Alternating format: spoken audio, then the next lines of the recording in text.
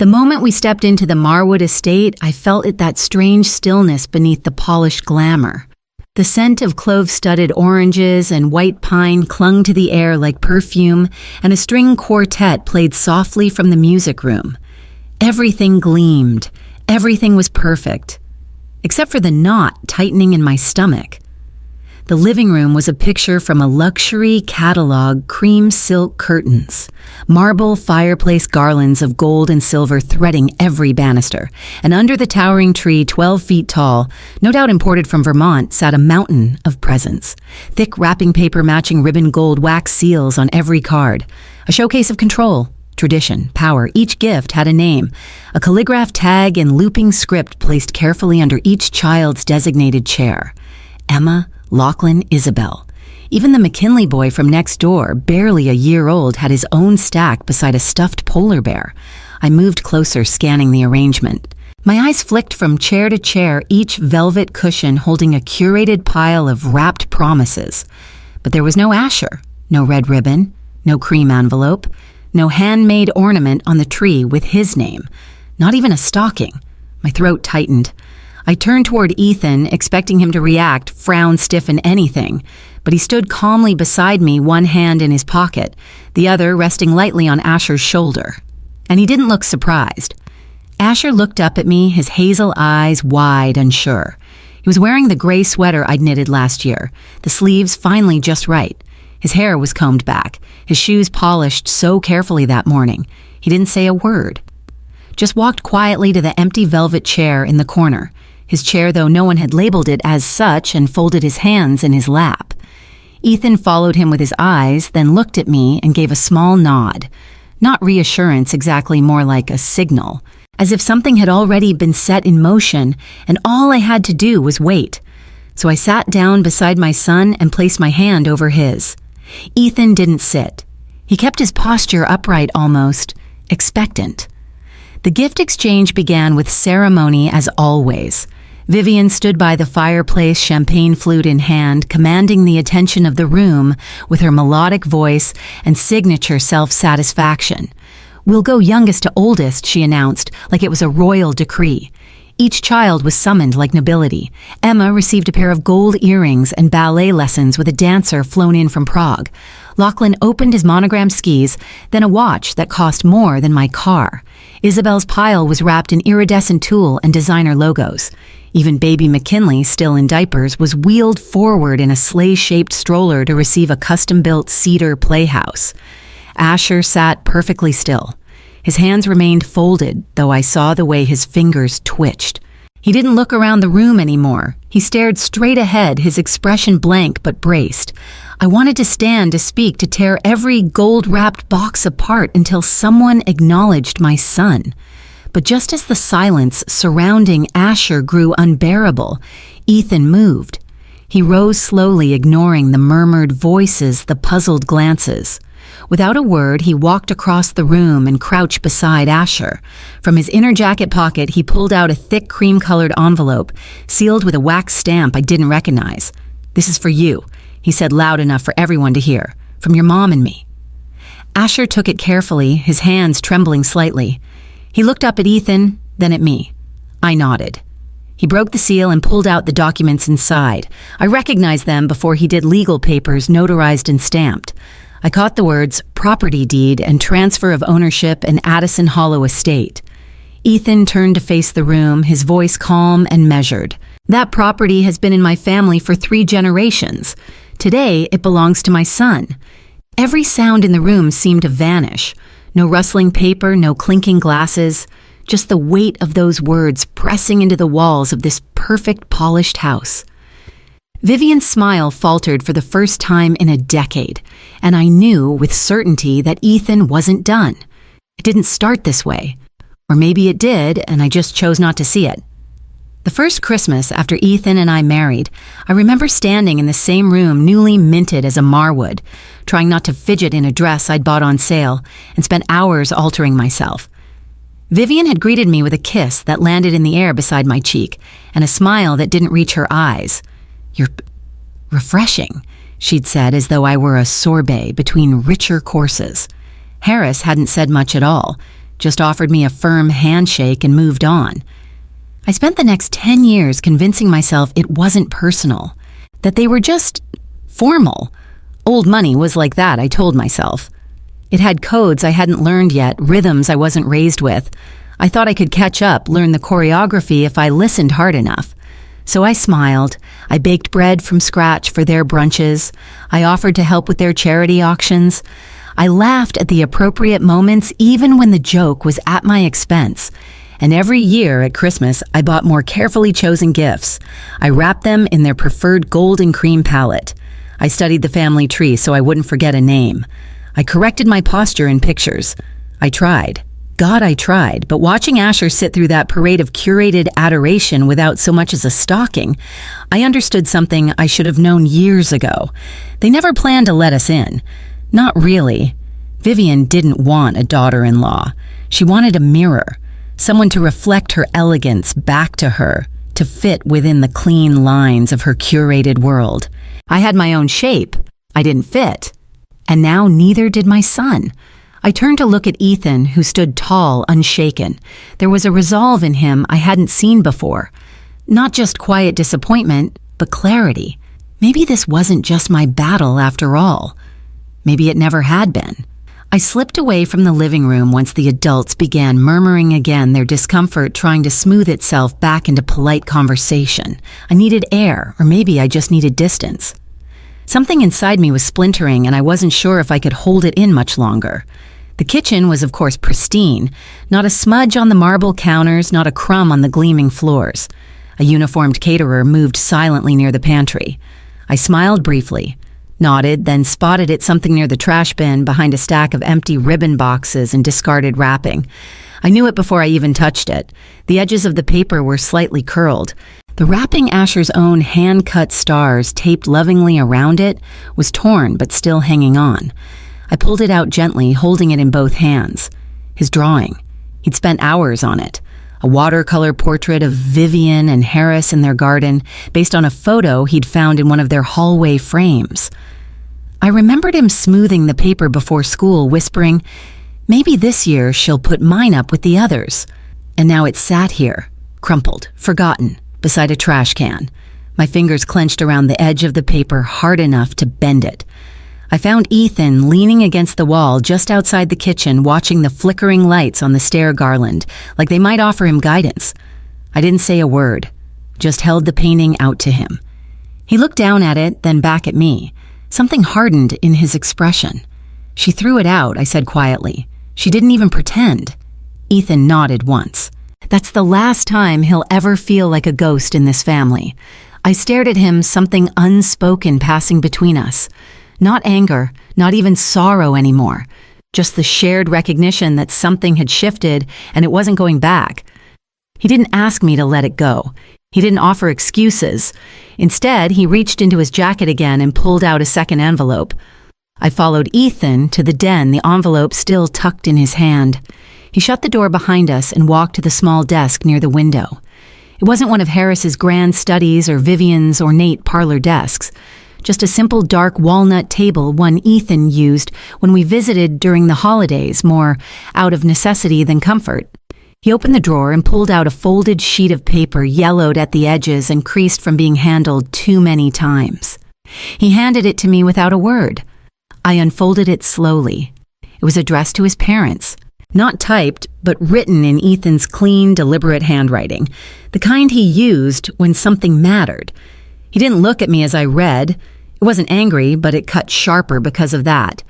He had written about their coldness, about the way they'd treated me like a guest who'd overstayed her welcome, about how every Christmas they made it clear Asher wasn't enough, not polished enough, not loud enough, not the kind of child they could display. He wrote about the forced politeness, the way Vivian corrected me in front of others, and how Harris always changed the subject when Ethan tried to talk about our son's accomplishments. He ended it with a line that made my breath catch. "If you can't love the people I love, then maybe you don't really love me at all." I looked up. "When did you write this? 3 years ago," he said quietly, "but I never sent it. I thought maybe they'd come around." And now, he opened the second envelope, the one he'd pulled out earlier, and showed me the trust fund documents. Legal notarized, comprehensive, started the day Asher was born, he said. Every month. Automatic deposits. Separate from their money. Protected. I ran my hand across the paper, trying to absorb it. Last year, he continued, Asher didn't cry at the party. But in the car on the way home, he wiped his face with his sleeve. Said maybe he'd be enough next year. That's when Ethan knew. And that's when he began to plan his escape. By the time we returned to the dining room, dessert had been cleared, and brandy had appeared in crystal glasses. The mood had returned to something resembling merriment, but it was brittle, like the room was balanced on a chandelier thread that could snap at any moment. Harris stood and lifted his glass. To family, he began his voice smooth and practiced. To the next generation of Marwoods who carry our name, our values, and our future. He looked toward Emma first, then Tyler, then Lachlan. Each child earned a compliment, a nod, a mention of scholarships, recitals, test scores. Every grandchild was accounted for except mine. I watched Asher glance up from his seat, his small brow furrowed. He wasn't expecting praise. He never did. But it still landed like a stone dropped quietly into water, spreading ripples no one could admit they saw. And Harris added with a smile that barely twitched his mouth. We've decided to open the Aspen House for New Year's family only. Grace Andrew makes sure the kids bring their skis. No one looked at us. No one had to. Asher blinked once and reached for his water glass. Ethan stood. Again. He didn't raise his voice, but the table fell quiet. He stepped behind Asher's chair, resting a hand gently on our son's shoulder. I want to clarify something he said. Since we're talking about family and about legacy, Harris raised an eyebrow. Vivian's grip on her glass tightened just enough to make it clink. I've formally transferred ownership of the Addison Hollow estate to Asher, Ethan said. It's no longer part of the Marwood Trust. It belongs to him completely. Gasps weren't audible, but I felt them. A flicker of movement from Grace, a shift in posture from Andrew. Silence from Harris. Vivian recovered first. But the Vermont home is part of the long-term asset ledger. Your grandfather. My grandfather left it to me, Ethan replied calmly. And now, it's his great-grandson's. I've made sure no board, no trust, no last-minute revision can change that. Harris set his glass down deliberately. Then he smiled. Thin. Cold. Calculating. The tension in the room was no longer something you could pretend away. It had weight, now thick and undeniable. Harris leaned back in his chair, eyes narrowed, hands clasped in front of him like a man preparing to negotiate a hostile takeover. But Ethan didn't budge. Vivian's voice trembled slightly when she spoke. That property was always meant to stay within the family structure, Ethan.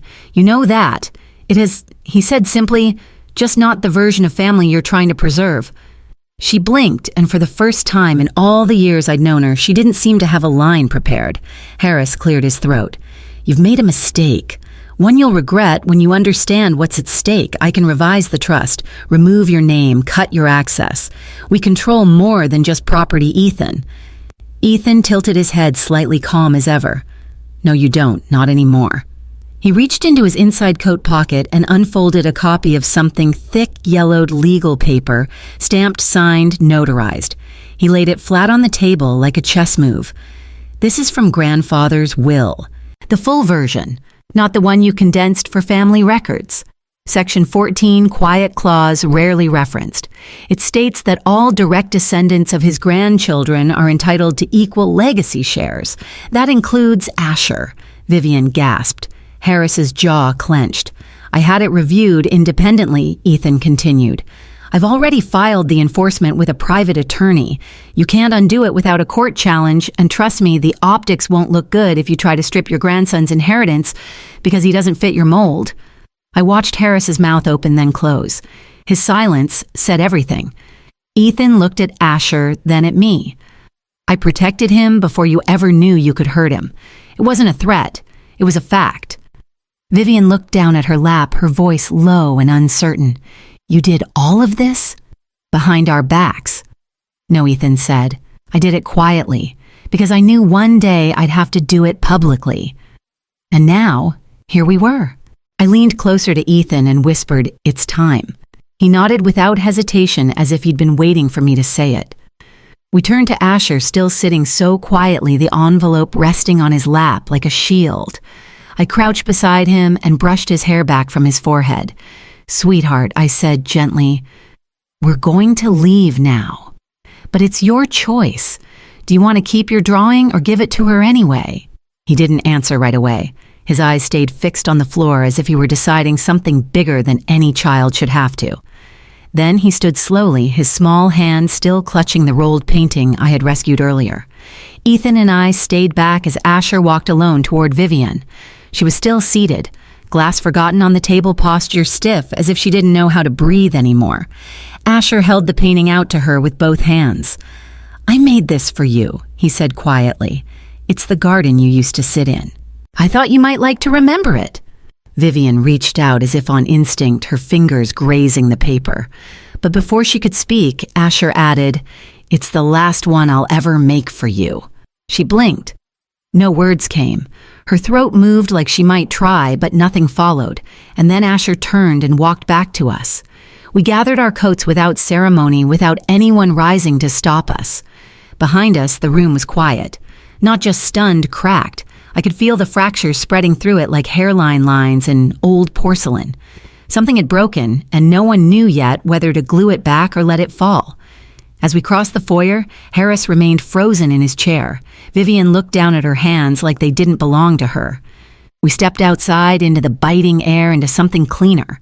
I took Asher's hand in mine and didn't look back. Not until the heavy door latched behind us with a final, satisfying click. Inside the car, Ethan exhaled and started the engine. The snow fell in soft, steady flakes as we pulled into the long, gravel driveway. The Vermont house wasn't grand, not by Marwood standards, but it had something those cold mansions never did soul. The red-painted porch stood out like a promise, and the moment we stepped onto it, I felt something in my chest loosen. We moved in with just what we needed. A few boxes, Asher's books, my baking tins, Ethan's tools, no silver platters, no name cards, no fragile family portraits to hang with obligation, just warmth, just space. Asher claimed the sunroom for his art. Ethan spent an entire afternoon setting up the table by the window, anchoring it so it wouldn't wobble, arranging shelves for paint jars and sketchbooks. Asher didn't say much, but I saw it in his shoulders, the way they dropped with relief. The house had its creaks, its quirks, floorboards that sang when you stepped just right, radiators that hissed like old cats. But it welcomed us. Every imperfect inch of it wrapped around us like a second chance. One night, as I unpacked the last box of kitchen dishes, I found Ethan in the doorway leaning against the frame with a cup of tea in hand. "I thought I married someone quiet," I said, smiling. "I was," he replied, returning the smile. "But you don't stay quiet when your son's dignity is on the line." I crossed the room and wrapped my arms around him. He rested his chin on my shoulder, and we stood like that for a long time, just breathing. Later that evening, we framed Asher's painting, the one he never wanted to leave behind, and hung it above the fireplace.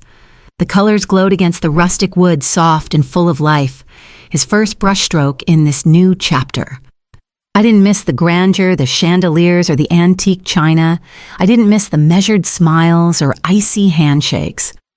What we had now felt honest, ours. Ethan kissed the top of my head and whispered, "This house will know real joy." And the next morning, that promise began to take shape. Christmas morning arrived quietly the way it should.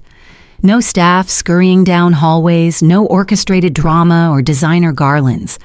Just the scent of cinnamon rolls baking and the muffled sound of snow falling outside the windows. Asher was already awake when we came downstairs. He sat cross-legged by the fireplace, his single handmade stocking hanging nearby. We hadn't filled it with anything flashy, just things we knew he'd truly love.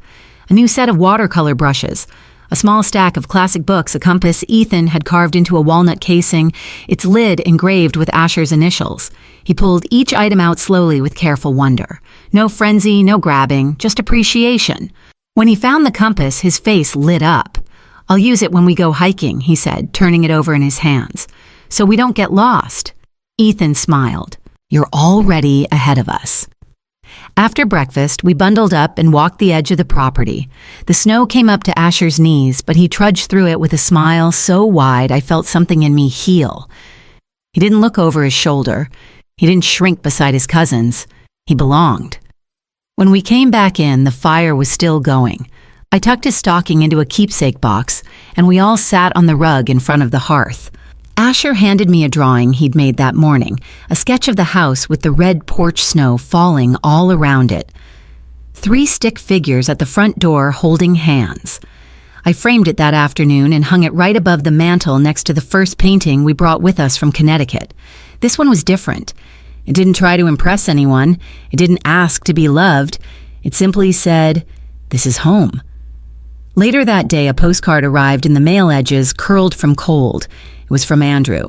"You were right to leave. I'm working on my own exit." I read it aloud to Ethan and smiled. The fire crackled beside us and Asher leaned against my arm, humming under his breath.